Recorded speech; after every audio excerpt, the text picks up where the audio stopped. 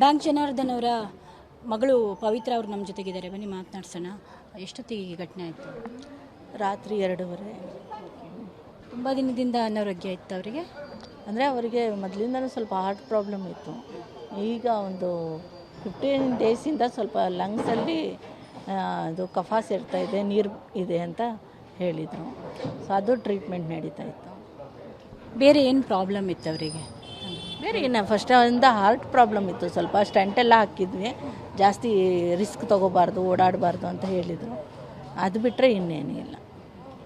ಇತ್ತೀಚೆಗೆ ಸಿನಿಮಾ ಏನೂ ಇರಲಿಲ್ಲ, ವಯೋಸಹಜವಾಗಿ ಅವರಿಗೇನು ಅಭಿನಯಿಸೋಕ್ಕೂ ಆಗ್ತಿರಲಿಲ್ಲ ಅನ್ಕೋತೀನಿ. ಆದರೂ ಕೂಡ ಎಲ್ಲೋ ಒಂದು ಕಡೆ ಸಿನಿಮಾನೂ ಇಲ್ಲ ಅಂಥೇಳಿ ಚಿಂತೆ ಇತ್ತು, ಅವರಿಗೆ ಕಾಡ್ತಾ ಇತ್ತು. ಅಂದರೆ ಶೂಟಿಂಗ್ ಹೋಗೋಕೆ ಆಗ್ತಾ ಇಲ್ಲ ಅಂತ ಅವರಿಗೆ ಒಂದು ಬೇಜಾರಿತ್ತು. ಏಕೆಂದರೆ ಅವ್ರ ಕೈನಲ್ಲಿ ಹೋಗ್ಬೇಕಾಗ್ತಾ ಇರಲಿಲ್ಲ. ಹೊರಗಡೆ ಹೋಗಿ ಒಬ್ಬರೇ ಹೋಗಿ ಬರೋದು ರಿಸ್ಕ್ ಆಗ್ತಾಯಿತ್ತು. ಅದರಿಂದ ನಾವು ಕಳಿಸ್ತಾನೂ ಇರಲಿಲ್ಲ. ಸ್ವಲ್ಪ ರೆಸ್ಟ್ ತೊಗೊಳ್ಳಿ, ಇಷ್ಟೇ ವರ್ಷ ಮಾಡಿದ್ದೀರಾ, ಈಗ ಈ ಟೈಮ್ನಲ್ಲಿ ಬೇಡ ಅಂತ ನಾವೇ ಅವಾಯ್ಡ್ ಮಾಡ್ತಾಯಿದ್ವಿ. ನೀವು ಎಷ್ಟು ಜನ ಮಕ್ಕಳು? ನಾವು 4 ಜನ ಮಕ್ಕಳು. ಗಂಡ ಹೆಣ್ಣು ಎಷ್ಟು? ನಾವು 3 ಜನ ಅಕ್ಕ ತಂಗಿದ್ದರು, ಒಬ್ಬ ಕೊನೆಯವನು ತಮ್ಮ. ಫೈನಾನ್ಷಿಯಲ್ ಏನಾದ್ರು ಪ್ರಾಬ್ಲಮ್ ಇತ್ತಾ ಬ್ಯಾಂಕ್ ಜನಾರ್ದನ್ ಅವರಿಗೆ? ಇಲ್ಲ ನಾವು ಅಂದರೆ ನೋಡಿ, ನಾವು 4 ಜನ ಇದ್ದಿದ್ದು, 3 ಜನ ಮದುವೆ ಮಾಡಿದ್ದಾರೆ, ಒಬ್ಬನೇ ತಮ್ಮ. ಸೊ ಎಲ್ಲ ಚೆನ್ನಾಗೇ ಇದ್ದೀವಿ, ಏನು ಪ್ರಾಬ್ಲಮ್ ಇಲ್ಲ. ಹೌದು, ಸ್ವಂತನೇ. ಇದು ಫ್ಲ್ಯಾಟ್ ಸ್ವಂತನೇ ನಾವು ತೊಗೊಂಡಿರೋದು. ಸ್ಟಾರ್ಟಿಂಗ್ ತುಂಬ ಸ್ಟ್ರಗಲ್ಲಿಂದ ಬಂದವರಂತೆ ಅವರು. ಜಗ್ಗೇಶ್ ಸರು ಹೇಳ್ತಾ ಇದ್ರು, ತುಂಬ ಒಂದು ಪಾತ್ರಕ್ಕೆ ತುಂಬ ಕಷ್ಟಪಡ್ತಾ ಇದ್ರಂತೆ. ಆ ದಿನಗಳೆಲ್ಲ ನೀವು ಚಿಕ್ಕವರಿದ್ದಾಗ ನೋಡಿರ್ತೀರ, ಅವರು ಎಷ್ಟು ಕಷ್ಟಪಡ್ತಿದ್ರು ಸಿನಿಮಾ ಇಂಡಸ್ಟ್ರಿ? ನಾವು ನೋಡ್ದಂಗೆ ನಾವು ಚಿಕ್ಕವರಿಂದ ಅವ್ರನ್ನ ನೋಡಿಕೊಂಡೇ ಬೆಳೆದಿದ್ದಲ್ವ.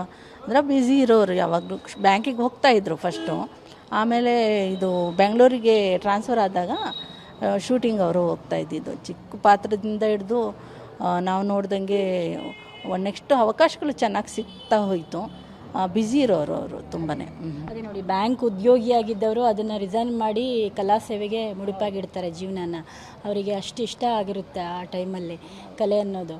ಆವಾಗ ಸ್ಟ್ರಗಲ್ ಪೀರಿಯಡ್ ಇತ್ತು ಅದು. ನೋಡಿ, ಇಮಿಡಿಯೇಟ್ ಒಂದು ಸ್ಯಾಲ್ರಿ ಬರ್ತಿರುತ್ತೆ, ಅದನ್ನು ಬಿಟ್ಟು ನಾನು ಆ್ಯಕ್ಟಿಂಗಿಗೆ ಇಳಿತೀನಿ ಅಂದಾಗ ಅದು ಕಷ್ಟನೇ ಆಗಿರುತ್ತೆ.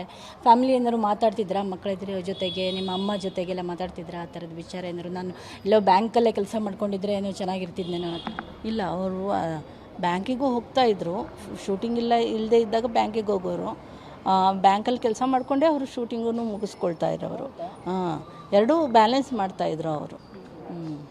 ಮುಂದಿನ ಕಾರ್ಯಗಳೆಲ್ಲ ಯಾವಾಗ ಏನು ಮಾಡಬೇಕು ಅಂತಿದ್ದೀರಾ? ಅದೇ ಈಗ ಏನು ನನ್ನ ತಮ್ಮ ಬರಬೇಕು, ಅವನು ಬಂದಮೇಲೆ ಸಾಯಂಕಾಲ 4 ಗಂಟೆಗೆ ಅಂದ್ಕೊಂಡಿದ್ದೀವಿ ಹೆಬ್ಬಾಳದಲ್ಲಿ.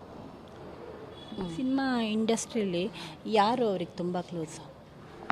ನಮಗೆ ಅಷ್ಟು ಗೊತ್ತಾ, ಅಂದರೆ ತುಂಬ ಜನ ಬರೋರು, ಅವ್ರಿಗೆ ಗೊತ್ತಿರೋರೆಲ್ಲ ಕ್ಲೋಸ್ ಅಂತ ಹೇಳಿದ್ರೆ ನಮಗೆ ಅಷ್ಟು ಗೊತ್ತಿಲ್ಲ. ನನ್ನ ತಮ್ಮನಿಗೆ ಗೊತ್ತಿರುತ್ತೆ ಅನಿಸುತ್ತೆ. ಇತ್ತೀಚೆಗೆ ಯಾರಾದರೂ ಭೇಟಿ ಆಗೋದಕ್ಕೆ ಬಂದಿದ್ರಾ?